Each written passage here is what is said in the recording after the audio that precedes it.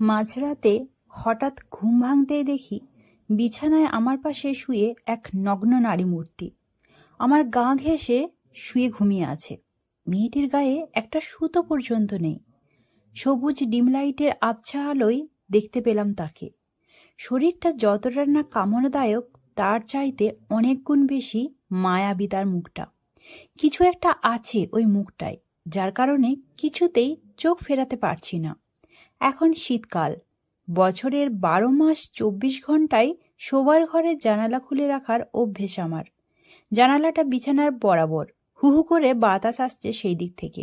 লেপ মুড়ি দিয়ে শুয়ে থাকার পরেও গায়ে হিম হয়ে গেল আমার। এমন ঠান্ডায় মেয়েটা কি করে নগ্ন দেহে শুয়ে আছে? আসল ভাবনা বাদ দিয়ে কখন ইতিউতি ভাবতে শুরু করেছি খেয়ালই করিনি। খেয়াল করতে গা থেকে লেপ ফেলে দিয়ে এক প্রকার লাফিয়ে বিছানার অপর প্রান্তে চলে এলাম। সাথে সাথেই মেয়েটা জেগে গেল। আমার ফেলে দেয়া লেপ টেনে সে নিজের গায়ে লেপটে নিল। তারপর আমার দিকে সরে আসতে আসতে বলল, কি হয়েছে আহান, দূরে চলে গেলে যে? কথাটা বলেই সে একদম আমার কাছে চলে এলো। তারপর আমার হাতটা তার মাথার রেখে আহ্লাদি স্বরে বলল, আদর করে দাও। আমি ঘোরগ্রস্তের মতো তার মাথার হাত বুলাতে লাগলাম। সে গভীর ঘুমে তলিয়ে গেল। তারপর আবার আর কিছু মনে নেই। কখন যে ঘুমিয়ে পড়েছি। সকাল যখন ঘুম ভাঙল, দেখলাম বিছানায় আমি একা শুয়ে। মেয়েটা নেই। সারা ঘর সারা বাড়ি জুড়ে তাকে খুঁজতে লাগলাম, কিন্তু কোথাও খুঁজে পেলাম না তাকে। কোথাও নেই সে। তাহলে কি আমি স্বপ্ন দেখেছি? আমার ভ্রম ছিল মেয়েটা? না, এটা কি করে হতে পারে? স্বপ্ন কখনো এত রঙিন, এত জীবন্ত হয়? মা টেবিলে খাবার সাজাচ্ছিল। আমাকে এই ঘর ছেড়ে ও ঘরে ছোটাছুটি করতে দেখে বলল, মিথিকে খুঁজছিস? ও তো আমার ঘরে। মিথি আমার পোষা বিড়াল। 6 মাস আগে ওকে আমি রাস্তায় কুড়িয়ে পেয়ে নর্দমায় পাশে শুয়েছিল। অমন ময়লা স্তূপের মধ্যে সাদা ধবধবে বিড়ালটা নজর কেড়েছিল আমার। তাই ওকে কাছে ডাকি, ডাকতেই দৌড়ে চলে আসে। কেন যেন হঠাৎই অচেনা প্রাণীর জন্যে আমার মায়া লেগে যায়। কোলে করে বাসায় নিয়ে আসি। বাসায় আনার 1 সপ্তাহের মধ্যে ও বাড়ির সকলের মন জয় করে নেয়। অবশ্য বাড়িতে আমরা 3 জন মাত্র মানুষ, মা, আমি আর আমার ছোট্ট বোন অহনা। হঠাৎই ঘড়ির দিকে চোখ পড়ল আমার। সর্বনাশ, 8:30 বাজে। 9টায় অফিস আমার।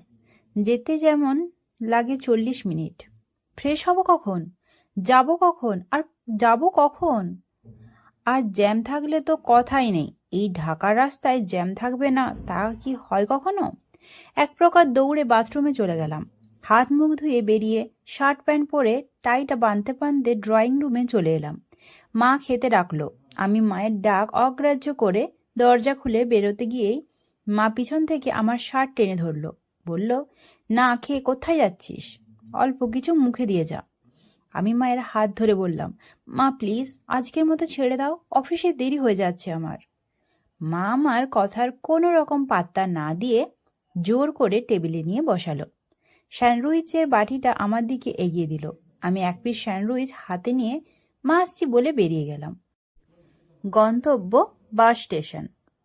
সারাদিন অফিসে কাজের চাপে গত রাতের ঘটনাটা বেমালুম ভুলে গেলাম। অফিস থেকে ফিরতে ফিরতে সন্ধে হয়ে গেল।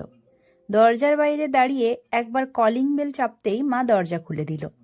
ঘরে ঢুকতেই দেখি মিহি সোফায় শুয়ে। আমার দিকে চোখ পড়তেই দৌড়ে আমার কাছে চলে এলো। আমার পায়ের কাছে দাঁড়িয়ে মিউ মিউ করতে লাগলো, যার মানে হচ্ছে আমাকে কোলে নাও। ওকে কোলে তুলে নিলাম। মা চেঁচিয়ে উঠল, যা ফ্রেশ হয়ে খেতে বস, পরে আল্লাহর দিকে কোলে নিয়ে বসে থাকিস। মায়ের কথায় আমি মিথিকে নামিয়ে দিতে চাইলাম, কিন্তু মিথি নামতে চাইল না। উল্টে আমাকে খামচে ধরে রইল। আমি পুনরায় ওকে কোলে তুলে নিলাম। ও নিশ্চিন্ত মনে আমার কোলে শুয়ে মৃদু মিউ মিউ ধ্বনি তুলল। আমার বুকে মাথা ঘষতে লাগলো, যার মানে সকালে আমাকে আদর না করে কোথায় চলে গিয়েছিলে? এখন আদর করে দাও। আমি ওর দিকে তাকিয়ে সরি বললাম। ও প্রত্যুত্তরে বলল, মিউ। মা ঠিকই বলে, আহ্লাদি একটা। রাত 11টা। বিছানায় এসে শুয়েছি। আধ ঘন্টা হলো। ঘুম আসছে না, কেন জানি না। আজ একা শুতে মন সায় দিচ্ছে না, তাই ভাবলাম মিথিকে নিয়ে আসি। ও নিশ্চয়ই মায়ের ঘরে। ওর ঘুমানোর স্থানের কোনো ঠিক ঠিকানা নেই, কখনো আমার সঙ্গে, কখনো মায়ের সঙ্গে, তো কখনো অহনার সঙ্গে ঘুমোয়।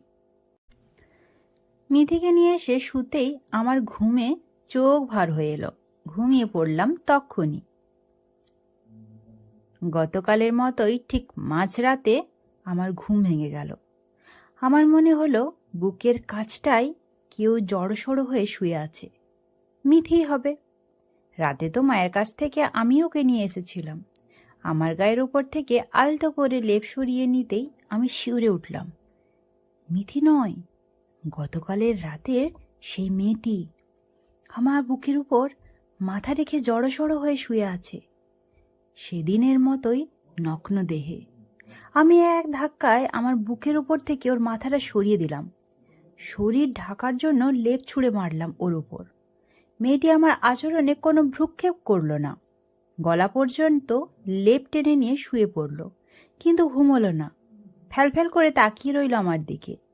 আমি হন্তদন্ত হয়ে বিছানা ছেড়ে নামলাম। সুইচ চেপে আলো জ্বাললাম। অকস্মাৎ কড়া আলোয় চোখে পড়তে মেয়েটি চোখ বন্ধ করে ফেলল। পরক্ষণে আবার খুলে ফেলল। আবার দিকে তাকিয়ে সে আদুরে স্বরে বলল, ঘুমোবো আহান, আলো নেভাও। ওর গলা আমার কান পর্যন্ত পৌঁছলেও মস্তিষ্ক পর্যন্ত পৌঁছতে পারল না, কারণ আমার মস্তিষ্ক জুড়ে ছিল অন্য কিছু। আমি একদৃষ্টে চেয়ে রইলাম মেয়েটির মুখায়বে।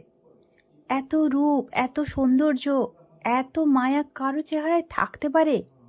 আমি ক্রমশ মোহগ্রস্ত হয়ে পড়তে লাগলাম। এ মেয়ে কিছুতেই সাধারণ নারী হতে পারে না, কিছুতেই না। তারপরের দিন সকালবেলা মায়ের ডাকাডাকিতে ঘুম ভাঙল। ঘুম ভাঙতে দেখলাম আমি মেঝেতে শুয়ে আছি।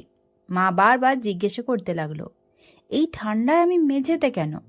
মাথাটা ঘুরে পড়ে গিয়েছিলাম নাকি? মায়ের মাথা থেকে দুশ্চিন্তা দূর করার জন্য মিথ্যে বললাম, রাতে এত ঘুম পেয়ে গিয়েছিল না মা, মেঝেতে বসে মোবাইলে গেম খেলছিলাম, কখন যে ঘুমিয়ে পড়েছি। মা রেগে গেল, বলল, তুই কি বাচ্চা ছেলে না? তোর কি কোনো কাণ্ডজ্ঞান নাই? এই ঠান্ডার মধ্যে তুই মেঝেতে বসে গেম খেলবি কেন? ঘরে কি বসার জিনিসের অভাব পড়েছে? মা, ভুল হয়ে গেছে, চেঁচামেচি করো না তো। মা আমাকে সাবধান করার ভঙ্গিতে বলল, আর কখনো যেন মেঝেতে শুতে বসতে না দেখি। তারপর আবার বলল, 8টা বেজে গেছে, যা জলদি হাত মুখ ধুয়ে খেতে আয়, না হলে পরে দেখবো দেরি হয়ে যাচ্ছে বলে না খেয়েই বেরিয়ে পড়েছিস। মা চলে যাওয়ার পর আমি গতকাল রাতের ঘটনাটা স্মরণ করতে লাগলাম। গত রাতের ঘটনাটাও কি স্বপ্ন ছিল? একই স্বপ্ন 2 দিন দেখা, এটা কি সম্ভব? যদি স্বপ্নই হয় তাহলে আমি মেঝেতে এলাম কি করে? না, গত রাতে এবং তার আগের রাতে যা ঘটেছিল সব বাস্তবই ছিল। স্বপ্ন স্মৃতিতে এত স্পষ্ট হয়ে কিছুতেই থাকতে পারে না। সিদ্ধান্ত নিলাম, আজকে রাতে কি ঘটবে সেটা আমি ডিসাইড করব। ওই মেয়েটা নয়, মনে মনে ওকে হাতে নাতে ধরার সমস্ত পরিকল্পনা করে ফেললাম। তাতে যদি আমার ইজ্জতের ফালুদা হয় তো হোক। আজকে অফিসের কাজ ঠিক মতন করতে পারলাম না, সেজন্য 2বার বসের ঝাড়িও খেলাম, তবুও কোনো কাজেই মন বসছে না। একটা চাপা উত্তেজনা কাজ করছে মনের ভেতর। আচ্ছা, আমি কি আমার পরিকল্পনা সফল হব? মন বলল হবি। মস্তিষ্ক বলল, আজ তোর ইজ্জতের ফালুদা না আইসক্রিম হবে। দেখি কোনটা সঠিক হয়, মন না মস্তিষ্ক। অবশেষে রাত এলো। শোবার আগে মাকে অহনাকে বলে এলাম দরজা খুলে ঘুমাতে। মোবাইলে ঠিক রাত 2টো বাজে অ্যালার্ম সেট করে নিলাম। তারপর ঘুমিয়ে পড়লাম। রাত 2টোয় এলার্মের শব্দে আমার ঘুম ভেঙে গেল। বিছানার অপর পাশে তাকাতেই আমার মুখে হাসির রেখা ফুটল। এই তো, মেয়েটা আজও আমার পাশে শুয়ে। আমার ঘুম হারাম করে নিজে কেমন নিশ্চিন্ত মনে ঘুমোচ্ছে দেখো। দাঁড়াও রহস্যময়ী, আজ তোমার রহস্য উদ্ঘাটন করবই। গল্পটি শোনার জন্য শ্রোতা বন্ধুদের অসংখ্য ধন্যবাদ। পরবর্তী পর্বটি আসতে চলেছে খুব শীঘ্রই। চোখ রাখুন বাংলা গল্প ডায়েরি চ্যানেলে। এই চ্যানেলে গল্পগুলি আপনাদের কেমন লাগছে অবশ্যই কমেন্টে জানাবেন। সকলেই সুস্থ থাকবেন। ধন্যবাদ।